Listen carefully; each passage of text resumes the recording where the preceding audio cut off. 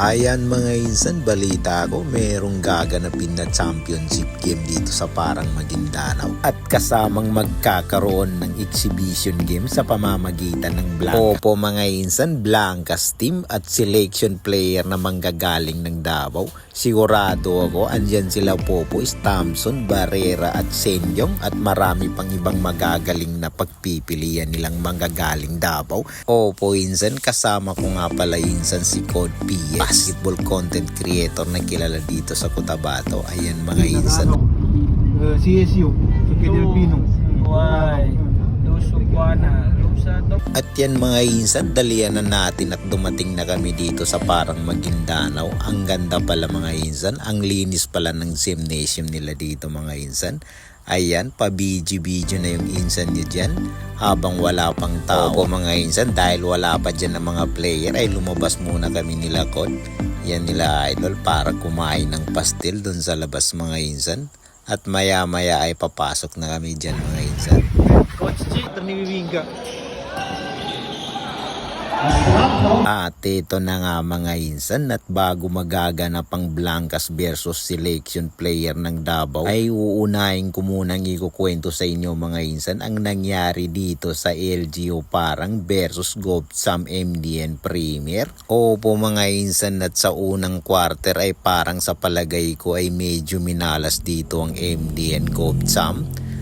At sa unang tira ni Mamukaw dito na sa palagay ko ay kanina pa niya pinractice ay hindi pumasok-pasok at medyo tuluyan nang minalas, habang sa LGO Parang naman ay patuloy ang kanilang tira. Ayan mga insan, sinubukan ulit ay ayaw pa rin talaga pumasok. At habang dito naman sa LGO Parang mga insan ay parang tuloy-tuloy yung swerte nila mga insan. At tuluyan na rin tinambakan sa unang quarter. At medyo may kalamangan din, 14 points mga insan. Malaki na din at napaisip-isip dito si Coach. At dahil di naman agad-agad ito magpapatalo, kaya't sinubukan pa rin pero ayaw talaga, habang sa kabila ay patuloy ang kanilang swerte.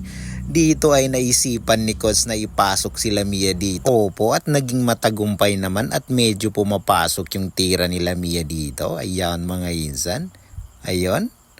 At naging maganda na rin naman yung desisyon ni Coach dito. Pero wag ka sa LGO. Grabe itong si Tugadi mga insan kung maka-score.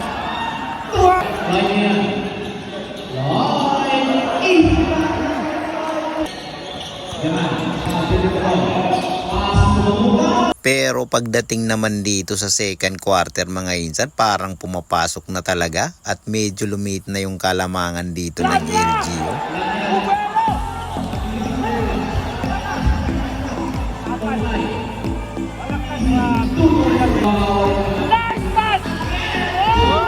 Ayan, bumawi na insan, medyo lumit na talaga yung kalamangan dito ng LGO. Ayan, di pa rin papahuli talaga si Tugadi. At medyo pumapasok na yung tira dito ni Sulaik mga insan. At parang nagbaliktad na yata insan pagdating sa third quarter. Yung malas nila kanina insan parang nailipat sa LGU. Third quarter na po. Ayan, pasok na at tuloy-tuloy na mga insan. Ayan, medyo lumiit na talaga at naging kalamangan na din sila pagdating ng third quarter. Ayan, di na rin papaawat. Medyo gantiyan dito mga insan. Ayan, gantiyan yung score nila, kaya 1 puntos na lang yung kalamangan dito ng MDN Premier GovSam. At tuloy-tuloy na rin mga insan, at yung kamalasan kanina parang nailipat sa LGU.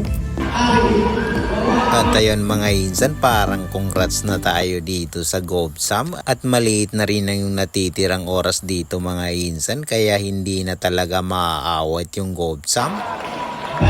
At dahil sa wala na silang natitirang oras at medyo malaki na rin ang naging kalamangan mga insan, at di na nagawa ng LGO para makabawi pa dito dahil wala na rin oras mga insan, at tuluyan na din yata yung pagkapanalo. Opo, at tuloy-tuloy na rin yata ang pagkapanalo dahil di na rin maawat yung score at wala na rin oras. Congratulations sa inyong mga idol. Congrats GovSam.